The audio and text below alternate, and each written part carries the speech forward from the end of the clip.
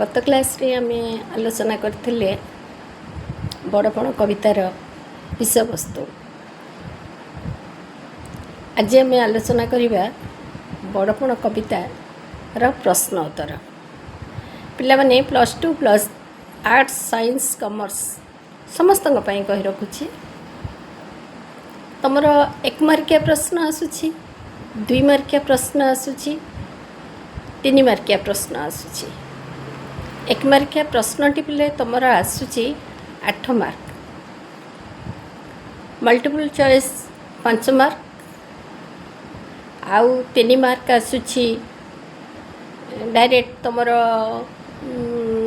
Text book रे देथिबा ख जोटा संक्षिप्त उत्तरमूलक प्रश्न गोटे वाक्य रे उत्तर लेख सेथिपई आसुछि 1 मार्क। एमती 5 3 8 8 हेले तुमर 8 प्रोज रो आसीबो, पोएट्री आसीबो, आउ नॉन डिटेल रो आसीबो। एवं प्रति विषय रु तार जो परीक्षा रे आसीबो प्रश्न प्रत्येक विषय रु ए 3 ठु 8 3 24। तेन तुम जेमती पिला माने 24 रु 24 मार्क आनिया पई चेष्टा कर, जोटा कि तुमको स्कोर बढ़िया पाई बहुत सहज।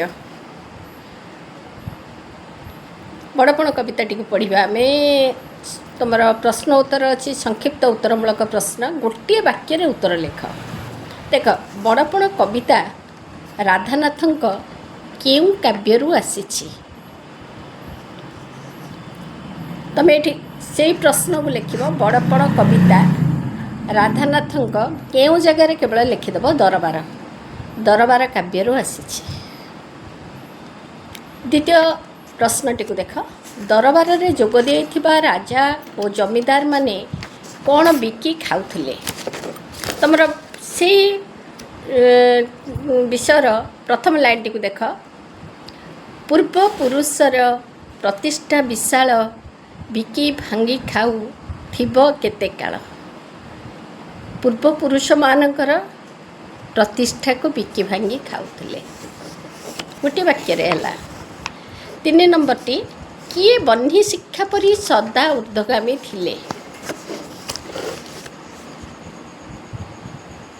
थिले आगे जेहू उत्कलर स्वामी बन्ही शिक्षा परी सदा ऊर्ध्वगामी। जो माने तुम ये लिख पूर्व पुरुषर उत्कल स्वामी बा उत्कल राजा। जलधारार धर्म कौन? जलधारार धर्म हूँ अधोगति, गोटे शब्द से बही रे देख पिले, से बही रे अच्छी जलधारा परी होई अधोगति। जलधारार धर्म कौन? जलधारार धर्म हूँ अधोगति। पूर्व राजा मन वंशधर होई आज राजा जमीदार मानक किपरि अवस्था होईछि। आज राजा एवं प्रजा मानकर अवस्था जमीदार मानकर किपरि, पूर्व राजा मानकर आज राजा जमीदार मानकर को अवस्था होईछि। बाज्यपारा कहीं गला से ही प्राचीन सुधारा, राजा प्रजा एबे हेले बाज्यपारा, बाज्यपारार अवस्था होईछि। बहिर शब्द को लेख पिले, किछि बुझाई लिखिबा दरकार नाही। दरबार रे जोग देइथिबा राजांकर पितृगण किपरि थिले। राजा मानकर पितृगण थिले परम उदार। तुम पितृगण परम उदार, राजा मानकर पितृगण कौन थिले? परम उदार। तम केउ माने राज्य को निज परिवार बोली मने करुथिले। तुम्हार पितृगण पूर्वज माने, तुम्हार पितृगण अर्थात पूर्वज माने जो माने आगर उत्कलर स्वामी थिले सेई माने पूर्वज माने, पितृगण माने पूर्वज माने। पूर्वज बोली लिखिपार, पूर्वज न लिखा उचित, तुम पितृगण बोली तुम लिखिले बेटर हम। बहिर शब्द को जिते बड़े तुम थोईदेव परीक्षक से भाव पिला टेक्सटुआल अच्छी, टेक्स्ट बुक सहित इनवल्व अच्छी। ଏବେ ରାଜା ଓ ପ୍ରଜାଙ୍କର ସମ୍ପର୍କ କିପରି ବୋଲି କୁହାଯାଇଛି? ବାଜ ପାରା, ବାଜ ତଳେ ଅଣ୍ଡରଲାଇନ୍ କରିଦେବ ପାରା, ବା ବାଜ ଆହୁରି ଯିଏ ଭଲ ପିଲା ଥିବ ତାକୁ ଲେଖିଦେଇପାରିବ ପିଲେ ବାଜ ବ୍ରାକେଟ୍ରେ ଲେଖିଦେବ ଛଞ୍ଚାଣ।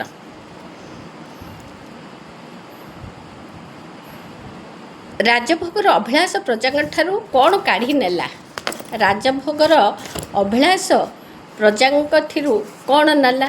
ଶ୍ରମାର୍ଜିତ ଗ୍ରାସ। ପ୍ରଜାମୁଖୁ ତାଙ୍କ କାଢ଼ି ନେଲା ରାଜଭୋଗ ଅଭିଳାଷ, ଯେଉଁ ଲାଇନ୍ଟି ଅଛି, କାଢ଼ି ନେଲା ରାଜଭୋଗ ଅଭିଳାଷ ପ୍ରଜାମୁଖୁ ତାଙ୍କ ଶ୍ରମାର୍ଜିତ ଗ୍ରାସ। ପ୍ରଜାମୁଖରୁ ଶ୍ରମାର୍ଜିତ ଗ୍ରାସକୁ କାଢ଼ି ନେଲା। ତେଣୁ ତୁମେ ଏଠି ଗୋଟିଏ ଜିନିଷ ପିଲେ ଲେଖିପାରିବ, ରାଜଭୋଗର ଅଭିଳାଷ ପ୍ରଜାଙ୍କଠାରୁ ଶ୍ରମାର୍ଜିତ ଗ୍ରାସ କାଢ଼ିଦେଲା। ଦେଶୀ ହୋଇ ରାଜାମାନେ କେଉଁ ବିଦେଶୀ ନୀତି ଅବଲମ୍ବନ କରୁଥିଲେ?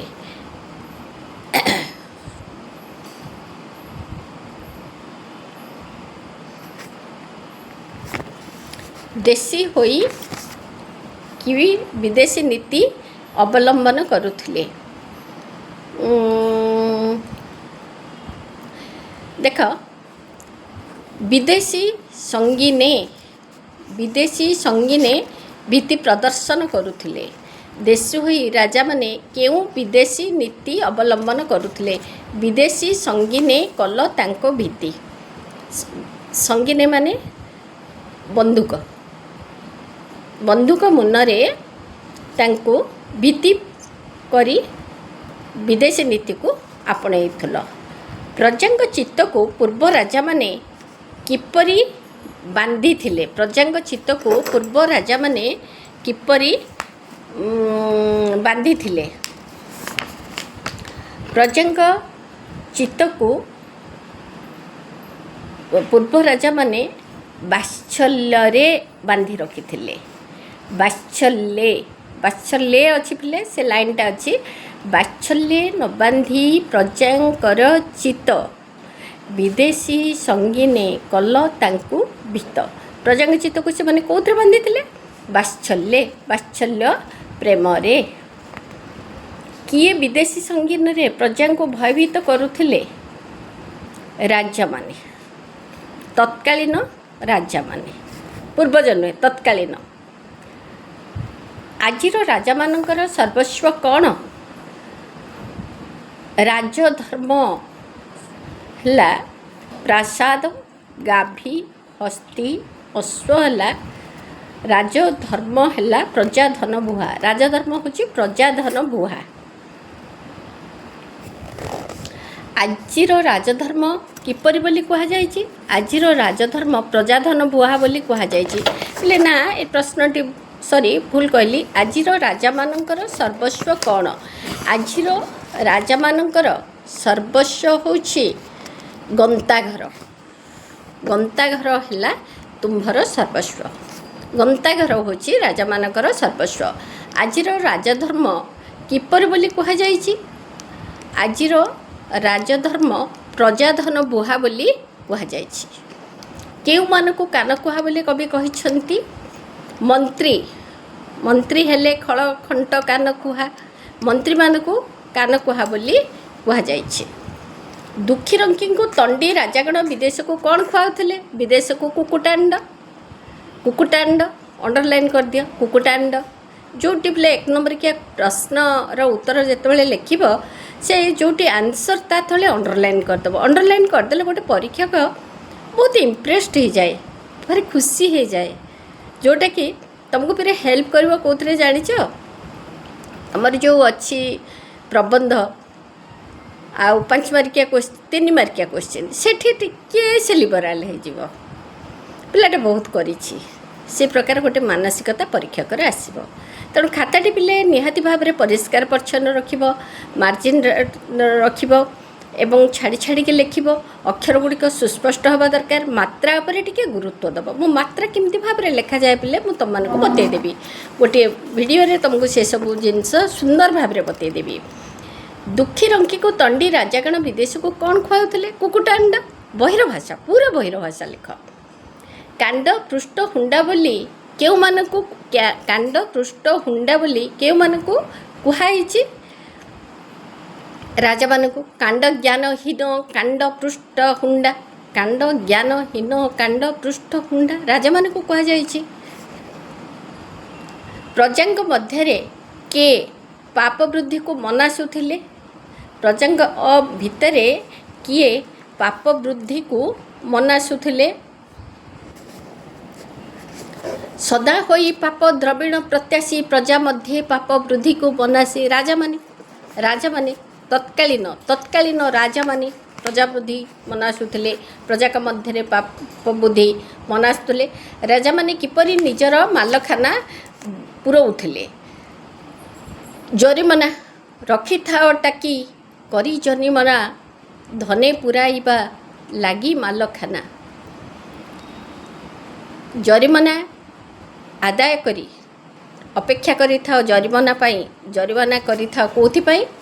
ଧନେ ପୁରାଇବା ଲାଗି ମାଲଖାନା। ତେଣୁ ତୁମେ ଏଇଠି ଗୋଟିଏ ଲେଖିବ ରାଜାମାନେ କିପରି ଜରିମନା କରିକି ନିଜର ମାଲଖାନା କରୁଥିଲେ। ଆମର ଏକ ନମ୍ବର ଲେଖିବା ପାଇଁ ଆମକୁ ସମୟ ନାହିଁ। ଆମେ ଏତେ ଗୁଡ଼ିଏ ଅଧିକା କଥା ଲେଖିବାନି। ଆମର ଗୋଟିଏ ଶବ୍ଦକୁ ଗୋଟିଏ ନମ୍ବର, ଗୋଟିଏ ବାକ୍ୟ। ପ୍ରଶ୍ନ ପଚାରିଛି ଖାଲି କିଏ କେଉଁଠି କ'ଣ ସେହିସବୁ ଜିନିଷ ଯେହେତୁ ପଚାରିଛି ଆମେ ବହିର ଶବ୍ଦଟିକୁ ଲେଖିଦେଲେ ଆମକୁ 1ରୁ 1 ନିଶ୍ଚିତ ଭାବରେ ମିଳିବ। କେଉଁ ଚିନ୍ତା ବିନା ରାଜାମାନଙ୍କର ଅନ୍ୟ ଚିନ୍ତା ନଥିଲା? ଧନ ବିନୁ ନାହିଁ ଆନ ଚିନ୍ତା ମନେ। କେଉଁ ଚିନ୍ତା? ଧନ ବିନୁ ଅନ୍ୟ ଚିନ୍ତା କିଛି ମନରେ ନଥିଲା। ଜାଗ୍ରତ ଓ ସ୍ୱପ୍ନରେ ରାଜାମାନଙ୍କଠାରେ କେଉଁ ଲାଳସା ଜାତ ହେଉଥିଲା? କେଉଁ ଲାଳସା ଜାତ ହେଉଥିଲା? ଧନର ଲାଳସା।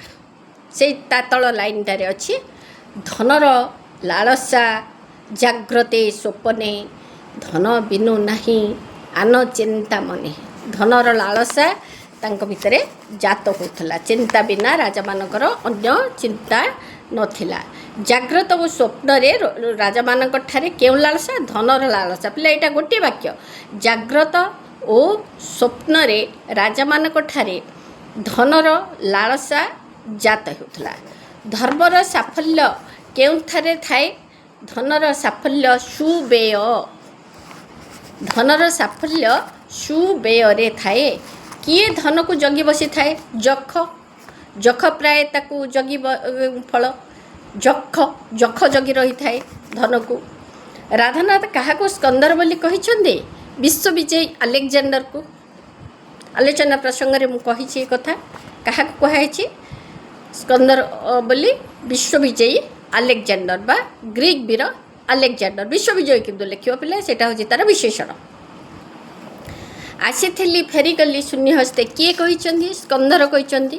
ବୈର ଭାଷା ଲେଖ। ଆମେ ବୈର ଭାଷା ଲେଖିବା। ଲକ୍ଷ୍ୟ ଶୋଷୀ ବୋଲି କାହାକୁ କୁହାଯାଇଛି? ବୋଲାଓ। ଲକ୍ଷ୍ୟ ଶୋଷୀ ବୋଲି କାହାକୁ କୁହାଯାଇଛି? ବୋଲାଓ ଜଗତେ ସିନା ଲକ୍ଷ୍ୟ ପୋଷି ଫଳେ ତୁମେ ଜଣେ ଜଣେ ଲକ୍ଷ୍ୟ ଶୋଷୀ। ଲକ୍ଷ୍ୟ ଶୋଷୀ ରାଜାମାନେ ତତ୍କାଳୀନ ରାଜାମାନେ କହିଛନ୍ତି। ରାଜାମାନଙ୍କୁ କୁହାଯାଇଛି।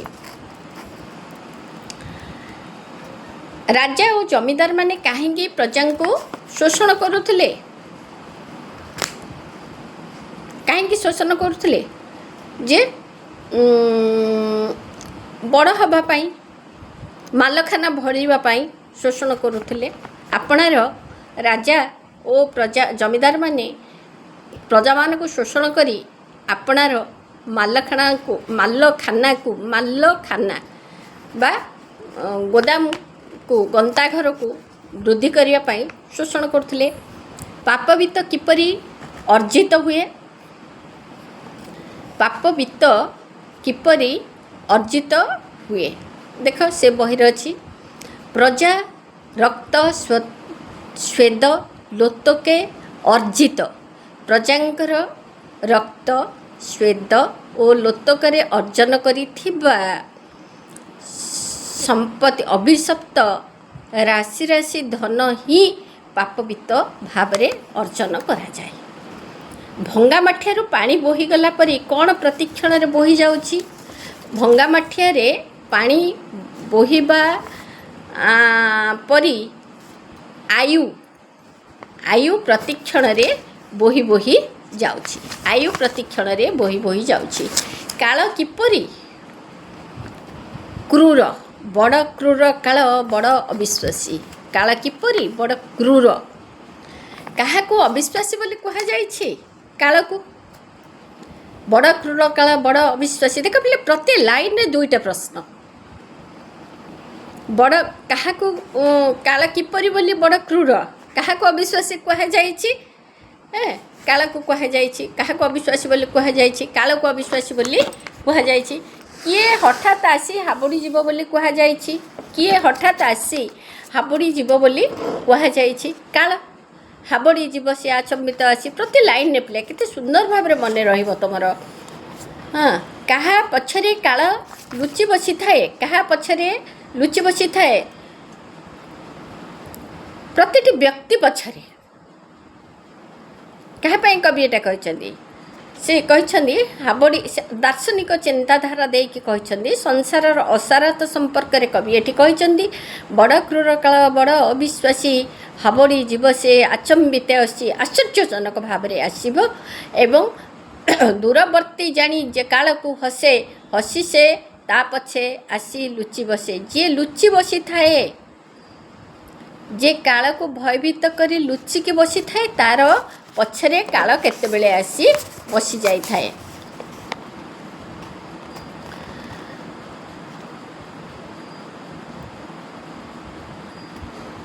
ଛାୟା କେତେବେଳେ ବଢ଼ିଯାଏ? ଛାୟା କେତେବେଳେ ବଢ଼ିଯାଏ?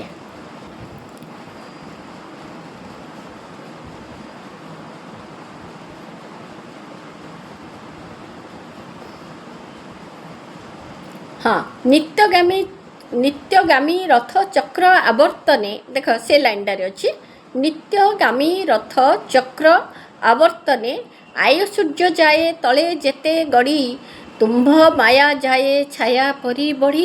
ଛାୟା ସେତିକିବେଳେ ବଢ଼ିଯାଏ ଯେତେବେଳେ ନିତ୍ୟଗାମୀ ସୂର୍ଯ୍ୟର ଆବର୍ତ୍ତନ ହୁଏ।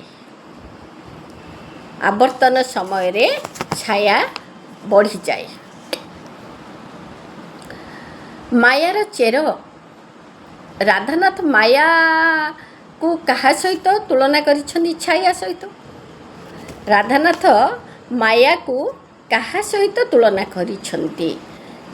ସେ ଲାଇନ୍ଟାକୁ ପୁରା, ତୁମ ମାୟା ଯାଏ ଛାୟା ପରି ବଢ଼ି। କାହା ସହିତ ତୁଳନା କରିଛନ୍ତି? ଛାୟା ସହିତ। ତୁମ ମାୟା ଯାଏ ଛାୟା ପରି ବଢ଼ି। ଯେମିତି ଭାବରେ ଆବର୍ତ୍ତନ ବଳରେ ସୂର୍ଯ୍ୟଙ୍କ ଆବର୍ତ୍ତନ ହେତୁ ଛାଇ ବଢ଼ିଯାଏ। ଅର୍ଥାତ୍ ପିଲେ, ସକାଳର ସୂର୍ଯ୍ୟରେ ଯେତେବେଳେ ଆମେ ସୂର୍ଯ୍ୟଙ୍କୁ ମୁହଁ କରି ପୂର୍ବ ଦିଗକୁ ଅନେଇଥାଉ, ସେ ସମୟରେ ଆମ ଛାଇ ପଶ୍ଚିମ ପଛପଟେ ପଡ଼େ ଏବଂ ବିରାଟକାୟ ଧରେ। ଯେତେବେଳେ ସୂର୍ଯ୍ୟ ଅସ୍ତଗାମୀ ହୁଅନ୍ତି, ସେତେବେଳେ ଯଦି ଆମେ ସୂର୍ଯ୍ୟଙ୍କୁ ପଶ୍ଚିମ ଦିଗକୁ ମୁହଁ କରି ଛାଇକୁ ଦେଖୁ, ସେତେବେଳେ ମଧ୍ୟ ଛାଇ ବଡ଼ ଦିଶେ। କିନ୍ତୁ ମଧ୍ୟାହ୍ନରେ ଛାଇ ବଡ଼ ଦିଶେ ନାହିଁ, ସେତେବେଳେ ଛାଇ ଛୋଟ ଦିଶେ।